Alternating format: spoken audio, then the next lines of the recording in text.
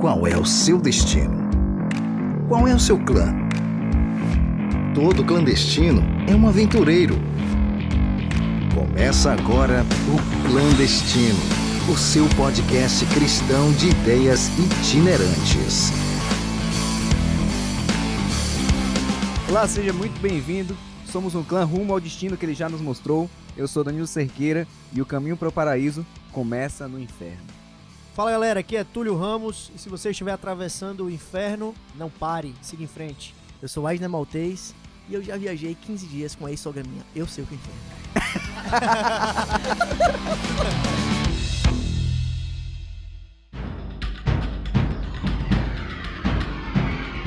A nossa ideia hoje então é falar sobre inferno. Existe todo um imaginário acerca de como é o inferno.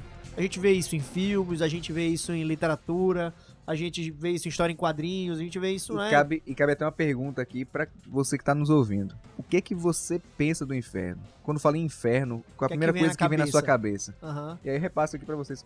Inferno, vem o que na cabeça? Cara, vem a caricatura óbvia, né? A caricatura da Idade Média, daquele lugar quente, pegando fogo e tudo vermelho. E aquele... Capeta, um cetro tridente lá. gigantesco ali enfiando em você. Misericórdia. E assim, a gente percebe que isso é um jeito de promover, de buscar um medo para que se eduque, se adestre a um comportamento. E isso é muito fácil de ser vendido para que se... Uma frase que meu irmão falou recentemente, creio que não seja dele, mas vou atribuir a ele. O filósofo.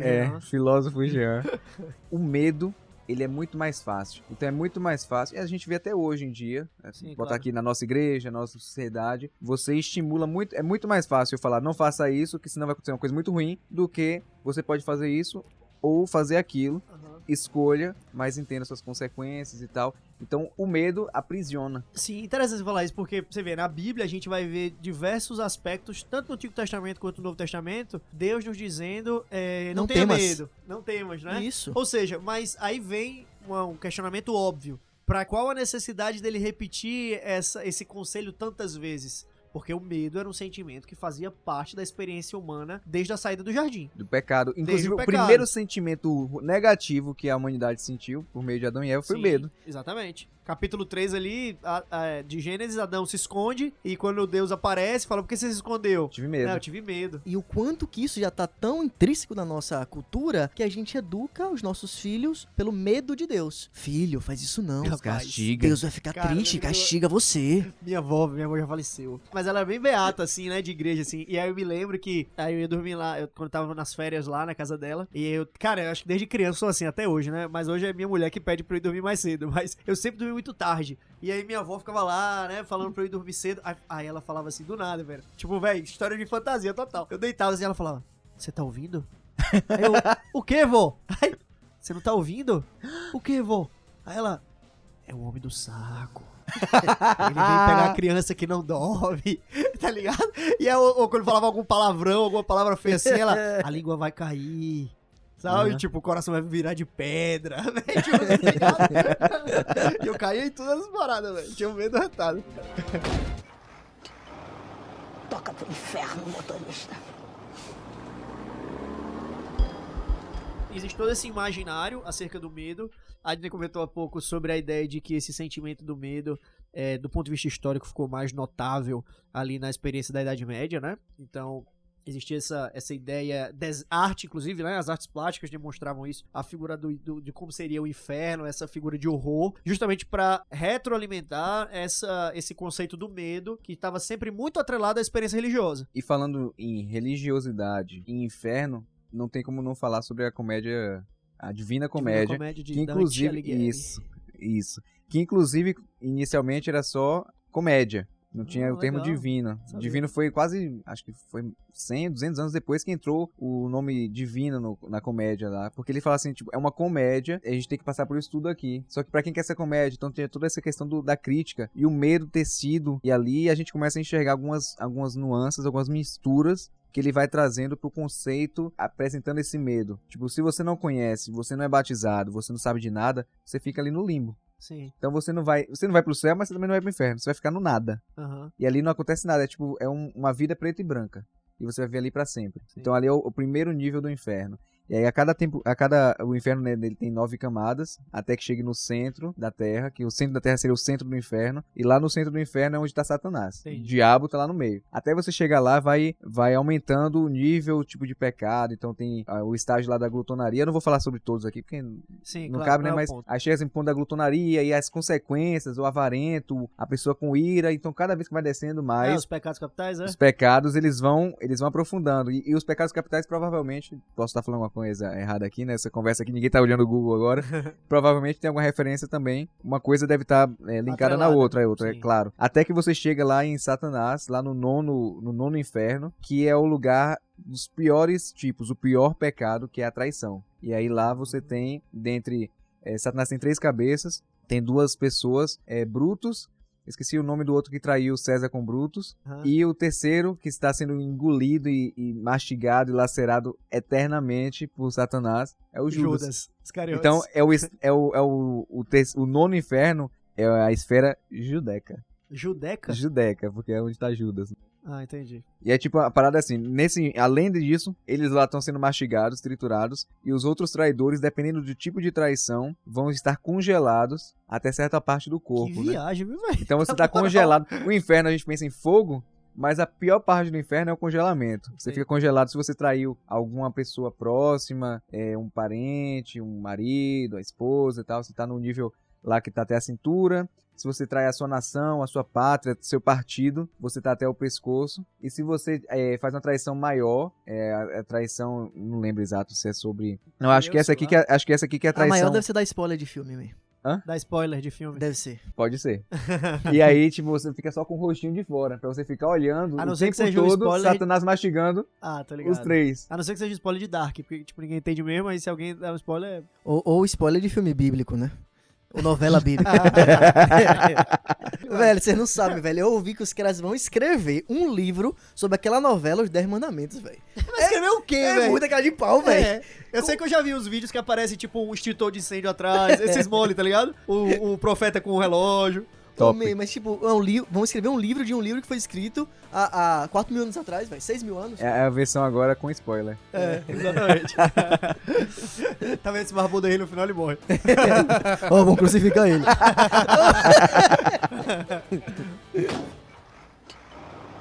Toca pro inferno, motorista. E aí fica mais uma pergunta. Beleza.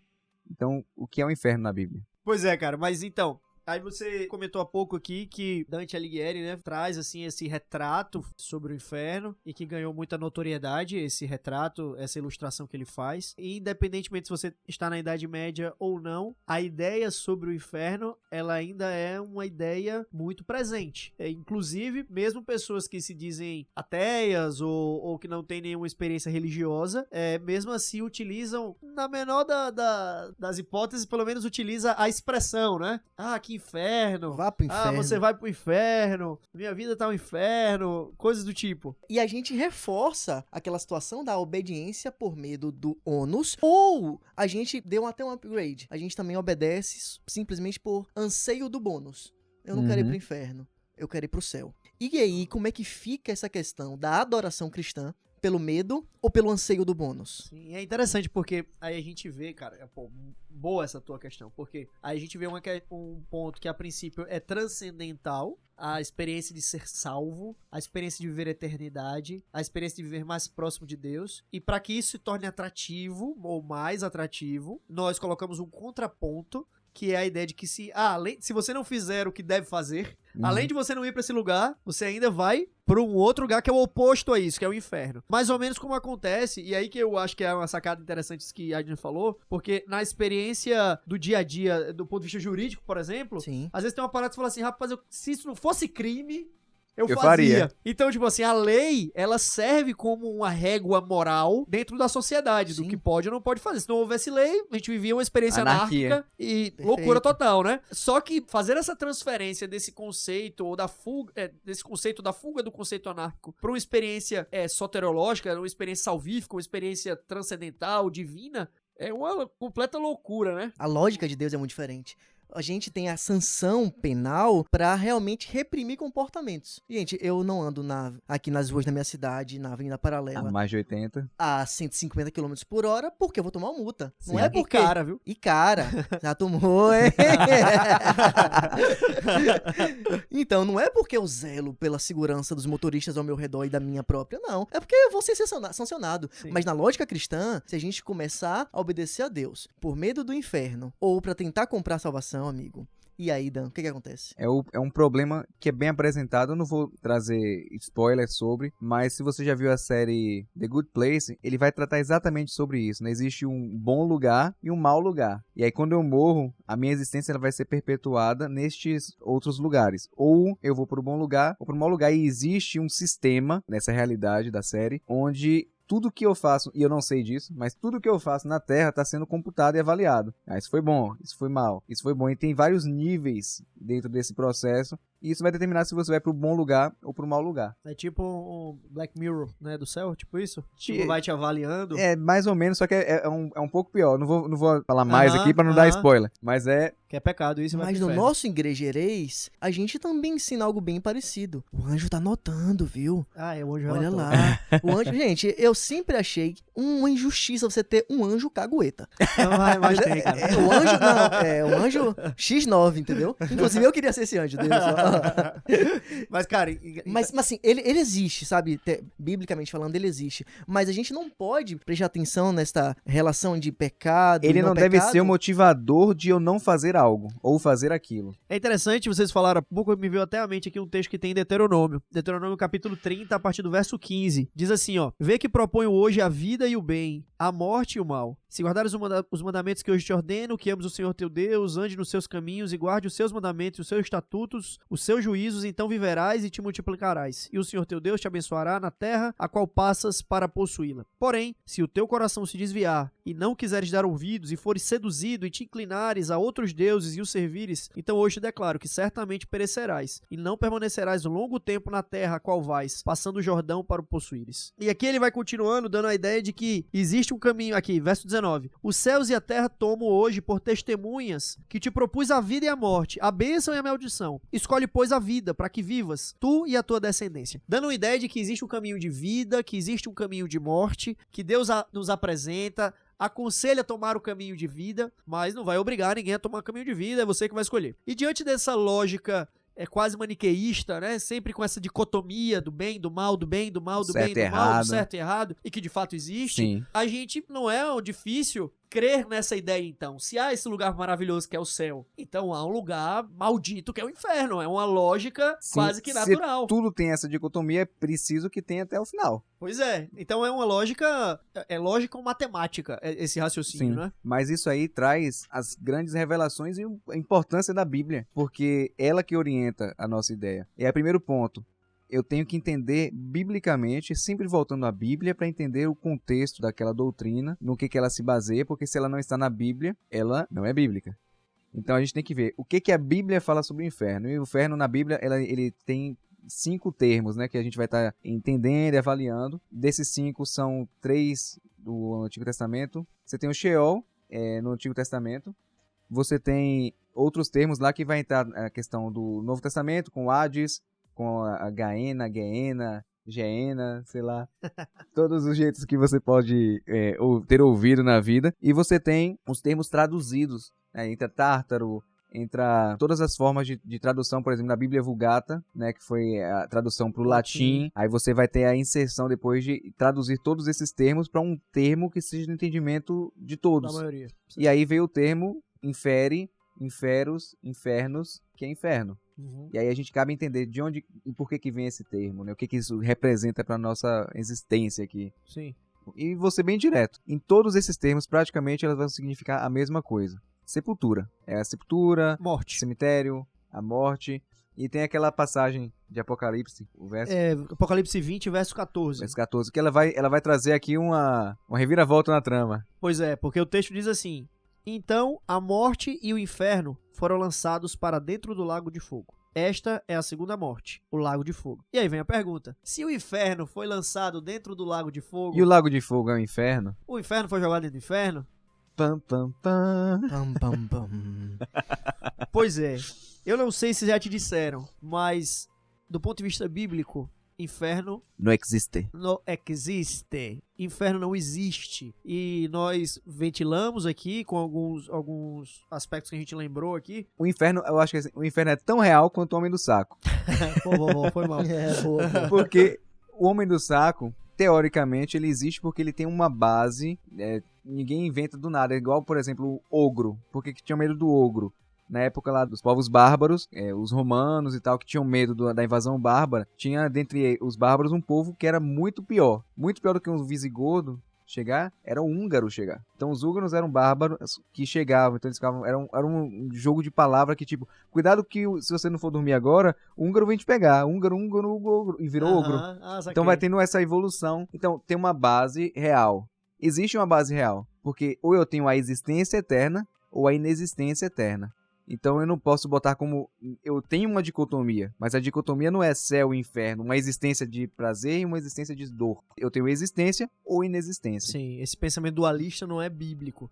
Então a gente deu uma olhada aqui que diversos exemplos que a gente colocou, como por exemplo ali na Idade Média, de que o inferno foi utilizado, essa figura, essa ilustração do inferno foi utilizada para dar medo nas pessoas, para tentar impulsioná-las a não terem um determinado comportamento, beleza? Um controle político, um controle social, religioso, sim, controle, exatamente. Ele serviu de instrumento de controle. É interessante quando a gente vai ver nos evangelhos, por exemplo, Jesus não falando especificamente da ideia do inferno, mas Jesus tentando tirar esse jugo pesado que era colocado nos ombros das pessoas. E o próprio inferno tinha esse conceito, ele era também um jugo sobre as pessoas e é até hoje, esse medo de ir para o inferno. Mas pode ser que eu esteja falando com alguém que já leu a palavra de Deus também, conhece a palavra de Deus e pode dizer assim, não, vocês estão enganados, amigos. Porque o texto bíblico diz que aqueles que não estiverem com Cristo vão queimar eternamente no fogo do inferno. E aí, Danilo? Então acabou de novo o programa. Sobe aquela trilha lá dos créditos.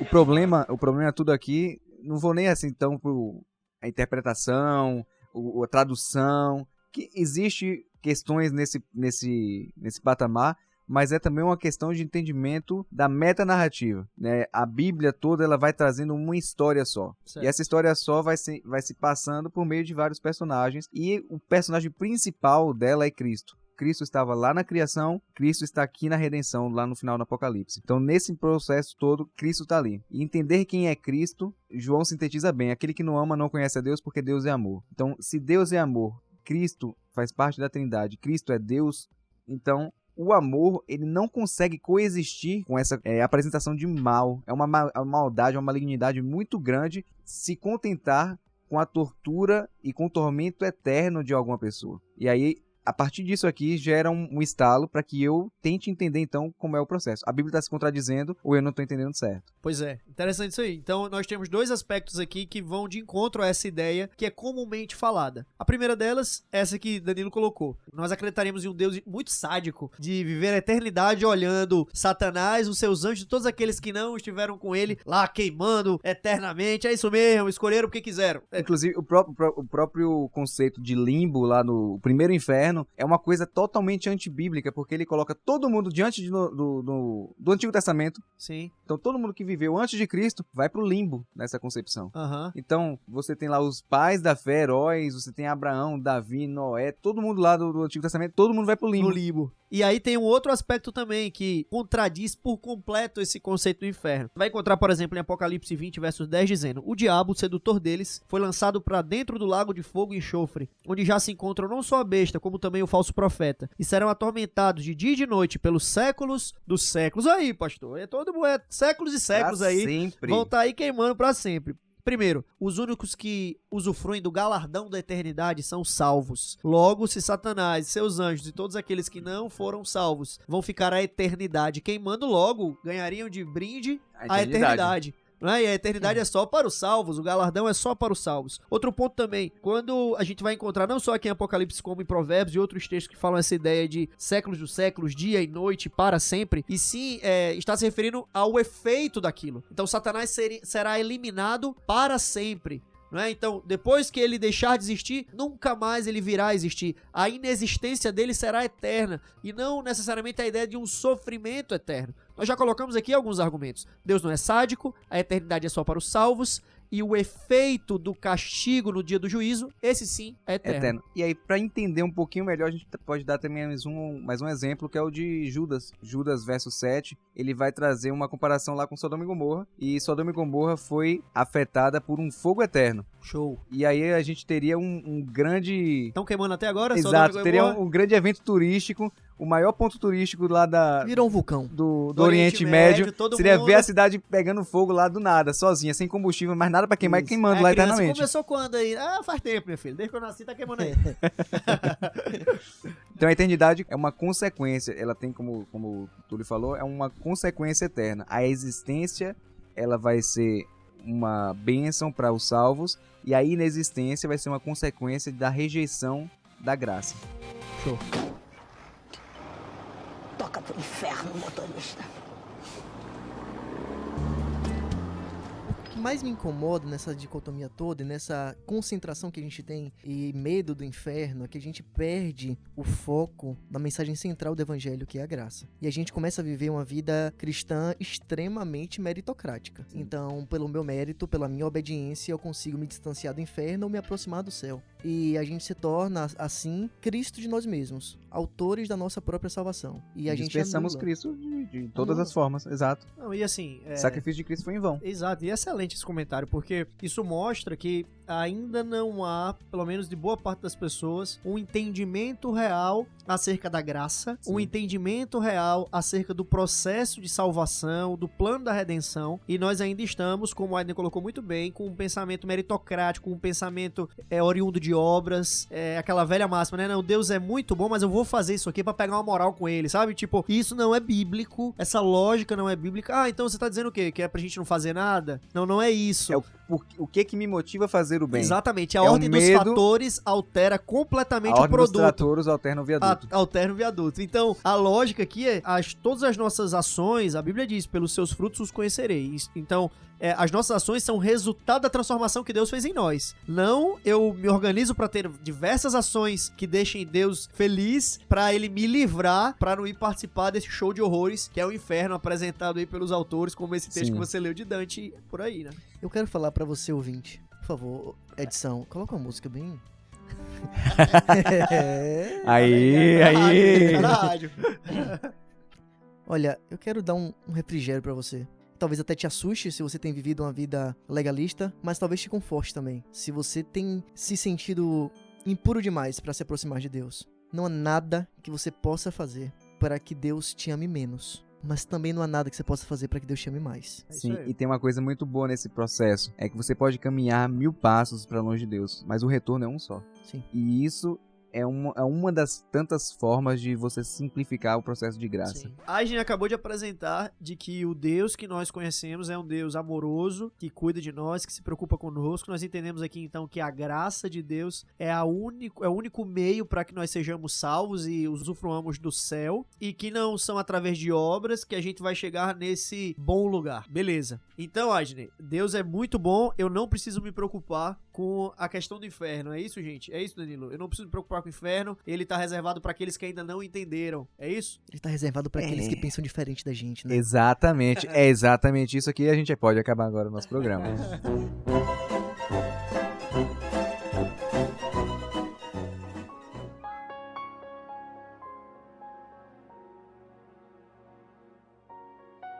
Jesus Cristo, ele vem aqui na Terra e ele vem para quebrar um sistema religioso que dominava aquela época, que era o sistema farisaico. O sistema farisaico, através dessa meritocracia, através dessas noções de inferno e de eternidade e da família, do seio de Abraão, eles dominavam os fiéis, adestrando comportamentos para que se imputassem culpa. Mas Jesus é muito claro quando ele diz em Lucas 4,18 que ele vem para dar libertação. E eu queria dizer para você que o Deus da Bíblia, ele é um Deus atributivo, ele nos atribui graça imerecida. E por mais que a gente tenha aprendido desde a infância que ele era um Deus retributivo, que ele era um Deus que ele te punia quando você errava e você caía, Salmo 103, verso 10, vai dizer que ele não nos retribui conforme as nossas iniquidades. O foco central da nossa vida cristã, então, não é o céu ou o inferno, mas é a graça de Cristo. Amém. Inclusive, cabe também o entendimento do que seria o céu sem Cristo. Seria um inferno. Exato, porque como o próprio Lutero falou, eu ter o trono, eu ter todas as coisas que eu quero, mas não ter Cristo. Por exemplo, o que acontece com uma criança ou até com um adulto, uma pessoa que tem tudo que ela quer aqui? Ela vai ser uma pessoa mimada, vai ser uma pessoa, na pior das hipóteses, uma pessoa entediada. Sim, ela vai perceber que a tentativa dela incessante de preencher o vazio foi frustrada, porque o excesso de coisas não traz essa felicidade que ela busca. Que quem vai preencher é o próprio apenas Cristo. Então, a nossa caminhada para o céu, ela começa aqui. E se tem algum lugar que a gente pode chamar de inferno, que inferno é viver nesse mundo. É viver sem Cristo. Mas aí a gente almejar agora estar com Cristo é estar no céu. Sim. E estar no céu é você ter vida e vida em abundância. Essa frase que você falou mesmo de Lutero, né? Uma masmorra com Cristo é um trono. E um trono sem Cristo é um inferno. Os judeus costumeiramente diziam que os homens são criadores do seu próprio inferno. Sim. Então, a ideia, na realidade, de inferno tem muito mais a ver com essa circunstância em que vivemos longe daquele que é a fonte da vida e não de um lugar específico, de um mau lugar, não é? Então, que de uma vez por todas nós possamos entender que nós podemos viver o inferno ou o céu aqui, dependendo das nossas escolhas. Se vamos escolher viver perto e dependentes de Cristo ou longe e independentes dele.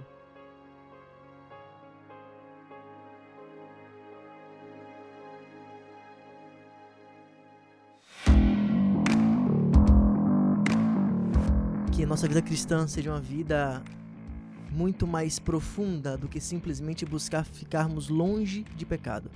Mais do que isso, a vida cristã que Jesus nos convida é uma vida de gente buscar estar perto do Cristo, perto de Jesus. E entenda que eu fiz essa separação para que fosse pedagógico. Ficar perto de Jesus é mais importante do que a gente buscar tentar ficar longe de pecado. Show, é isso aí. Mas existe só uma exceção. Que aí realmente vocês vão pro inferno se vocês não compartilharem o nosso podcast. Mas qual é o podcast? Como é que encontra? Podcast clandestino, a gente tá em todos os canais de streaming. Sem imaginar. Então, se a pessoa falar assim, você tá mandando o link, falar assim, não tenho como ouvir, tá no YouTube também, ou diretamente pelo nosso site. Qual é o site? Podcastclandestino.com. Só isso. É simples muito assim. legal o site, muito fácil. Você entra lá no site, você vai ter todos os links pra todos esses canais aí que plataformas, as plataformas. Obrigado, Dan. Sim, os episódios todos até Os então. episódios todos. É um acervo bem legal, gente. Cola com a gente. Valeu, galera. Valeu, falou. Até a próxima, galera. Valeu.